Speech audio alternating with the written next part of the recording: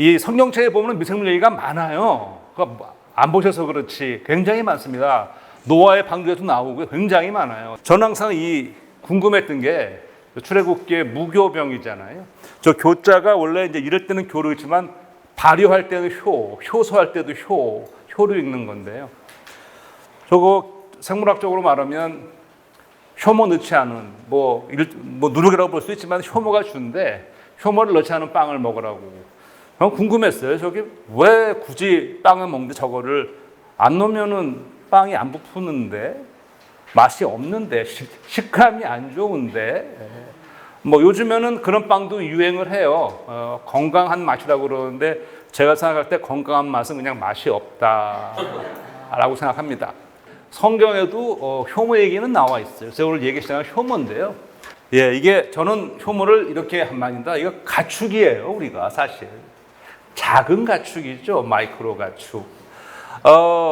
여기 보면 여기 효모라고 돼 있어요. 우리말로 효모. 사실 효모는 전 세계적으로 모든 발효에 쓰이고 있죠. 근데 효모는 딱 한 종이에요. 어디를 가든 분류학적으로 딱 한 종이면 충분해요. 여기 나와 있는 사카로미세스 세레비시에. 저 사카로미세스는 우리의 호모에 해당, 사카로미세스 호모에 해당하는데 사카린, 당이란 뜻이고요. 미세스는 곰팡이란 뜻이에요. 그러니까 당을 좋아하는 곰팡이다. 효모 곰팡이거든요. 그리고 세레비스에는 저 라틴어로 맥주란 뜻이에요. 그래서 맥주 효모예요. 근데 저거를 술을 담글 수도 있고요. 빵을 만들 수도 있고요. 다 똑같은 거예요. 자, 이거는 우리가 가축화를 했는데 우리가 했다기보다는 제가 그냥 우리 생활에 들어왔어요. 아까 손 목사님 말씀하실 때 우리 문화에 생활 문화에 그냥 들어온 아이거든요. 옛날에 어떤 일이 있었냐면 이런 지대, 이거는 신석기 시대 시작하기 직전이에요. 이건 뭐 성경에서 나오는 유명한 지역이죠. 저 지역에서 이 원시인들이 이제 정책 생활을 막 시작하면서 농사를 대충 지어서 뭐 보리던 밀이던 해서 이거를 대충 쪄먹고 지금 같은 상황이 아니잖아요. 먹다가 남으면 한 곳에 이렇게 밀어놓겠죠. 동굴에 살면서. 설거지 같은 건 당연히 없는 거죠. 근데 먹다가 나도 다음날 먹으려고 봤더니 이게 좀 맛이 변했어요. 근데 나름 먹을만 해. 근데 먹었는데 기분도 맛도 묘한데 기분도 묘해. 먹을수록 계속 묘해. 요 괜찮네. 그래서 그다음부터는 그냥 그대로 놔두고 먹었죠. 야생을 우리가 쭉 길들여 왔습니다. 개부터 시작을 해서 쭉. 그런데 저보다 훨씬 더 먼저 길들여진 가축은 바로 우리 효모라는 거예요. 독일에 가면 이런 음식이 있대요. 저는 아직 독일에 못 가봤고요. 못 먹어봤는데 저게 돼지 위에다가 돼지 위래요.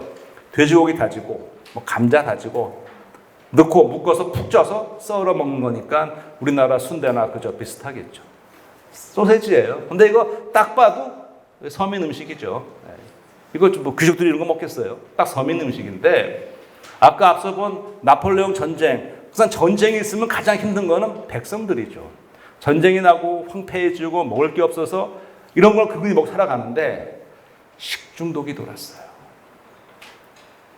근데 이 식중독은 특이해. 보통 식중독 걸리면은 토하고 막 설사하고 이래야 되는데 얘는 분명히 식중독은 확실한데 이걸 먹고 걸린 사람들은 눈이 풀리고 사지가 마비되고 뭐 그런 증상을 보이는 거예요. 그래서 그 당시 의사가 이상한데? 그래서 그 상한 음식을 살짝 혀에 찍어 먹어보니까 요거 시큼한 게 독소가 있는 것 같은데 의사 눈에 봤을 때 이거는 보통 독이 아니고 이거는 신경독소다. 보통 그런 독이 아닌 것 같다고 생각을 했어요. 그리고 시간이 쭉 지나면서 결국 세균은 밝혀졌고 1800년대 중반에 와서 저 세균이 정해졌어요. 그게 이제 클로스트리디움 보툴리눔이라는 세균의 이름이에요. 이름은 중요치 않아요. 저 보툴리눔은 어디서 왔냐면 라틴어 보툴루스, 소세지에서 온 이름이에요. 자, 얘가 이제 독소를 만들어요. 근데 웃기는 게 이제 그리고선 2차 세계대전이 시작하면서 이 독소를 뭘 만들려고 그러냐면 생물학 무기를 만들려는 연구를 많이 해요. 특히 일본의 731 부대. 실제로 일본의 731 부대는 만주에서 중국인 조선인을 대상으로 이 독소를 근데 이 독이 맹독이에요. 보고독보다 훨씬 강해요. 보고독보다 훨씬 강해요. 아주 맹독인데 이거를 갖고 무기를 만들면 많은 사람들을 암살할 죽일 수 있으니까 미국도 연구를 했어요. 근데 미국은 접근을 그렇게 안 했어. 미국은 이제 요인 암살용으로 이제 적극을 하고 무기보다는 요인 암살용. 그래서 실제로 미국은 작전을 하나 계획을 한 적이 있어요. 전쟁통에 이거를 무기로 쓰려고 연구하다 보니 이거의 정제하는 기술, 작동 원리 모든 게 밝혀졌어요. 정말로 깔끔하게 어떻게 하면 되는지가. 그리고 또 시간이 지나갔는데 1970년대에 미국의 안과 의사 이름이 아마 알렌 스캇인가 하는 사람이 70년대예요. 이 사람은 안과 의사인데 이 사시 교정을 전문으로 하는데 사시 교정은 이 근육 문제거든요. 자기가 아무리 봐도 그 당시에는 수술로만 해야 되는데 이 정도는 수술 말고 약물로 가능할 것 같은데 약물을 드시다가 이 보툴리눔 독소가 눈에 딱 들어온 거예요. 이게 신경을 이게 어떻게 원리냐면은 얘는 동공이 풀린다고 그랬잖아요. 얘는 근육이 이렇게 수축 이완되잖아요. 쭉 펴지면 수축을 못하게 해.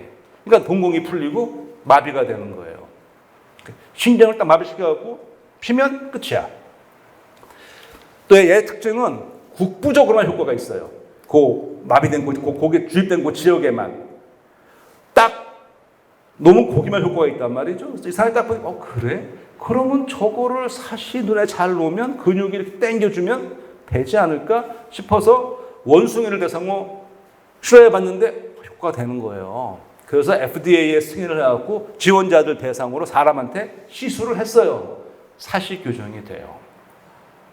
그래서 그때부터 해가지고서는 이 사시 또는 눈떨림 교정용으로 약으로 쓰기 시작했어요. 아주 희석해가지고. 독도 잘 쓰면 약이라고 그러잖아요. 이제 80년대로 옵니다. 이번엔 캐나다예요. 캐나다 안과 부부예요. 남편이 피부과 의사, 부인은 안과 의사. 둘이 저녁을 대화를 나눴어.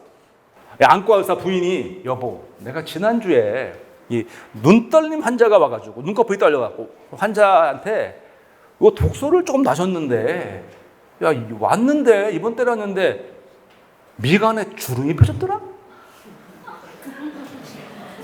그러니까 야 피부과 의사 머릿속에 그렇지 이게 뭐 한다고 그래서 근육을 펴준다고 그랬잖아. 그렇지. 그때부터 이게 뭐에 쓰이냐면 이제 성형 미용으로 이제 또 쓰이는 거예요. 91년 다시 미국으로 옵니다. 미국의 엘러간이라는 회사가 제약회사가 있어요. 엘러간이라는 회사가 그때까지 있는 이 독소 관련 모든 특허를 다 사들여요. 다 사. 돈 주고 다 사와. 아까 한 앨런 스콧도 돈 많이 주고 다 사왔어요. 그리고선 자기네가 제품을 만들어. 어떻게 만드느냐. 보툴리눔의 보. 그게 보톡스예요. 똑같은 미생물인데 장 속에 살면서 유익균들, 프로바이오틱스나 우리를 도와줘요. 그런데 얘가 잘못돼서 장에 상처가 났어. 안으로 들어갔어. 거기서 살만에 들어갔는데 조쳐 먹을 거 많고 자랐어. 얘는 자란 거밖에 없어요. 성장이에요. 우리 입장에서 보면 감염이에요. 그러니까 성장과 감염은 보는 관점의 차이예요. 중요한 게 뭐냐? 병을 일으키는 미생물은 극히 일부입니다. 코로나, 콜레라 이런 것들은 극히 일부고요. 하지만 모든 미생물은 다 감염을 일으킬 수 있어요. 잠재적으로.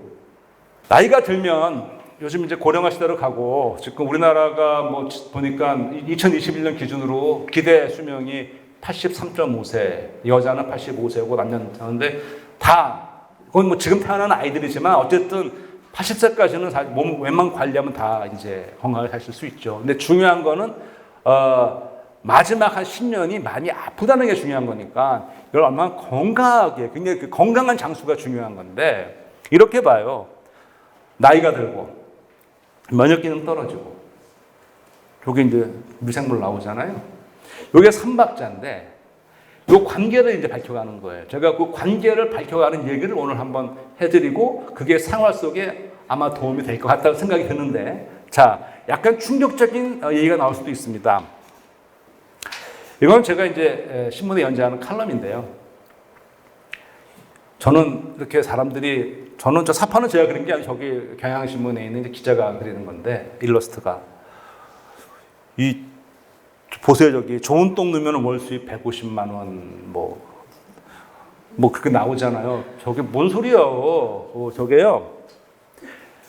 미국에 가면 똥은행이 있어요. 네. 근데요, 이게 우리가 피는 헌혈해야 되잖아요. 피는 못 만들잖아요. 아직 우리가 인공피를 못 만들어요. 그러니까 헌혈을 해야만, 그래서 맨날 하잖아요. 피가 모자라다고 헌혈해야 된다고. 그런데 저것도 만들 수가 없어요. 그러니까 인공으로 저는 피는 언젠간 만들 수 있어요. 왜? 성분을 정확히 알기 때문에 인공 혈액은 우리가 합성 가능하다고 봐요. 근데 인공 똥은 절대 못 만들어. 저거는 사람의 영역이 아니야. 저건 신의 영역이야. 그래서 우리는 다 똥신이야. 좋은 똥을 넣을 수 있는. 저거 철저하게 헌분을 해야 돼요. 헌분을 해야 되는데, 헌분을 하면 이런 오픈바이옴이라는 미국 보스턴에 있는 은행이에요. 여기 보면 이게 써 있습니다. 여기 보면은 비영리 은행이라고 돼 있죠. 비영리 은행. 뭐를 안전하게 뭘 해주려고요? 이 피컬 트랜스플란트가 뭐냐면, 피컬은 똥의 고급스러운 말이에요. 우리도 왜 똥이 있고 분이 있고 그러잖아요. 예. 이게 분변 트랜스플란트 이식, 분변 이식. 좋은 똥을 넣어준다는 그런 뜻이에요. 근데 그걸 내면 좋은 똥이 있어야 되니까 그거를 확보하기 위해서, 그리고 우리의 장내 미생물 연구를 위해서 한다는 목표를 해요. 근데 아까 말씀드렸잖아요. 이거는 다 어떻게 된다고요? 기부를 받아야 돼요. 기부 받으려면, 이거 홈페이지에 있는 거예요. 돈에 여러분 거 기부하시고 돈도 버시고 생명을 구하십시오. 생태계를 복원해야겠다 싶어서 하는 게, 그럼 어떻게 해야 돼? 있는 생태계 리모델링이니까 싹 비워야 돼요. 다 비운 다음에 이거예요, 바로. 로우 딜리버리가 똑같아요, 내시경 하는 거하고. 내시경 할 때 넣고 보잖아요. 이거는 좋은 똥을 물에 풀어서 똥물을 같이 들어가서 보면서 쏴주는 거지, 밑으로 들어가서. 거기에 쓰는 용이에요. 그게 얼마예요? $1,695예요. 200만 원씩 합니다. 안에 뭐 들었죠? 좋은 그거. 네. 근데 FDA가 뭘 했냐면, 이제는 시술이 아니고 실제 약을 승인을 한 게 나왔어요. 이거예요. FDA 첫 번째로 먹는 약을 승인을 했어. 4월 26일이에요. 네. 그 제품 이름이 얘예요. 얘는 좀 세련됐죠, 포장도. 네. 그래도 안에 들은 거는 마찬가지예요. 네. 하나 진일보한 게 있다면, 아까 앞에 그 제품은 그냥 똥을 먹는 거고요. 이거는 그래도 그냥 그걸 먹냐. 얘는 똥을 살균을 좀 했어. 그러니까 이게, 그럼 이런 질문 하실 거예요. 아니, 왜 더럽게 똥을 줘요? 좋은 미생물을 주지. 좋은 질문인데요. 장 속에 한 700에서 1000종 종류의 미생물이 있는데 어떤 게 좋은지 몰라요, 우리가. 그리고 그들의 관계가 있기 때문에 정확히 알 수가 없어요. 그러니까 할 수 없이 아직은 이걸 줘야 되는데, FDA 승인한 얘는 어떻게 주는 거냐면, 그냥 이거를 살균을 해서 살아있는 세균은 다 죽여요. 바이러스는 다 죽여. 대신 뭐만 남느냐? 아까 포자 얘기했었잖아요. 그러니까 좋은 포자를 만드는 그런 세균들이 있어요. 그것만 남기는 거야. 어차피 이거 기부한 사람들은 CD4 세균 없는 사람들이니까 좋은 세균의 포자만 남기니까 살균을 해서 좀 그래도 이 안정성을 올려준 거죠. 어쨌든 안에 들은 거는 그거예요. 그러니까 제가 말씀드리는 거는, 우리는 상대적으로 식생활 문화가 상대적으로 건강한 식생활 문화를 갖고 있었는데 요즘에 급변하는 거. 그러니까 이게 최소한 우리가 전통적으로 먹던 우리의 음식을 하루에 한 끼 정도만 먹어주면 좋겠다는 생각을 하고요. 실제로 연구 결과를 보게 되면 우리 소위 말하는 잘 사는 나라에 사는 사람들의 장수성 미생물과 아직도 저기서 야생에서 사는 사람들의 장수성 미생물들을 비교해 보면 훨씬 우리가 다양성이 떨어지죠. 왜? 현대인은 할 수 없이 우리는 어쨌든 약을 안 먹을 수가 없고요. 안 먹을 수는 없잖아요. 약도 먹게 되고. 그리고 알게 모르게 방부제를 안 먹을 수가 없어요. 왜? 이 식품에 방부제 안 들어간 거 먹으려면은 얼마나 제한돼? 이거 좀 뭐 괜찮아요. 근데 그걸 계속 많이 먹으면 영향이 오니까 그 모든 것이 이제 영향을 준다는 것이죠. 자, 제가 말을 한번 정리해 보겠습니다. 지금 감염병 시대 미생물과 생활문화인데요. 제가 우리 주변에 미생물 다 있어요. 없앨 수 없어요. 이건 박멸의 대상이 아니에요. 그럼 무슨 대상이냐? 요즘에 반려견, 반려묘, 반려식물도 있어요. 저는 강력히 주장합니다. 정말 중요한 건 반려 미생물이다. 다 몸에 가지고 있어요. 사람마다 다 달라요. 장내 미생물은. 미래 맞춤형 의학의 중요한 게 뭔지 아세요? 똑같은 약을 먹어도 장내 미생물이 어떤 게 있냐에 따라서 효과가 다를 수 있고 심지어 부작용이 나올 수도 있다는 거야. 그래서 뭘 하냐면 장내 미생물에 어떤 게 있는 조성을 알아봐요. 지금 이게 어느 단계에 와 있냐면은 장내 미생물의 조성은 우리가 알아내요. 알 수 있어요. 어떤 게 있다는 게 사람마다. 근데 그거를 다 그들의 관계가 어떤 건지는 아직은 모르고 알아가고 있는 것이죠. 약이 되려면 이걸 알아야 됩니다. 인과 관계를 밝혀내야죠. 이걸 먹었을 때 어떻게 해서 어떻게 이유가 된다. 지금 장내미에서 영향력이 어떻게 되냐면요. 비만, 당뇨, 대장암 이런 건 밝혀졌어요. 어떻게 이러한 심지어 최근에는 멘탈, 정신 건강에까지 영향을 미칩니다. 자폐증에서 파킨슨까지 우울증까지 엄청난 스펙트럼을 장내 미생물이 영향을 줘요. 그래서 오늘 제가 말씀드린 게 효모 우리한테 알게 모르게 들어왔고요. 보톡스 식중독 기념인데 우리가 어떻게 하냐는 이런 귀한 의약품이 됐고요. 그리고 똥은행 지금은 비록 이렇게 되지만 이게 여기서 시사하는 바는 우리의 몸이 이게 사실 그런 말을 하잖아요. 우리 몸이 하나의 작은 우주라고. 여기에 들어가는 이 원래 이 섭리가 그렇게 이거 하나 고치면 이렇게 되는 게 아니라는 건데, 그리고 그 기저에 제가 전공하고 있는 이 작은 눈에 보이지 않는 이런 하찮은 미생물들이 있다는 거. 우리는 그거에 의해서 이렇게 흔들리기도 하고, 이번에 코로나19를 보시면서 그 바이러스 같이도 하는 거한테 전 세계가 이렇게 흔들렸는데 앞으로 계속 올 거거든요. 어쩔 수가 없어요. 어떻게 살아가겠는 거죠. 해로운 거는 맞고 이로운 거는 더 하려고. 이제 100세 시대를 가면서 건강하게 하기 위해서는 여러 가지가 필요한데 그 중에 하나 중요한 게 바로 내가 건강할 때 내 건강을 잘 유지하는 방법 중에 하나가 바로 내 몸에 있는 미생물, 마이크로바이옴을 잘 관리해가는 거, 나의 반려미생물을 잘 관리하는 게 사실 굉장히 중요하다는 거는 저 얘기가 아니고 의사 선생님들도 지금 하고 있는 그런 얘기라는 점을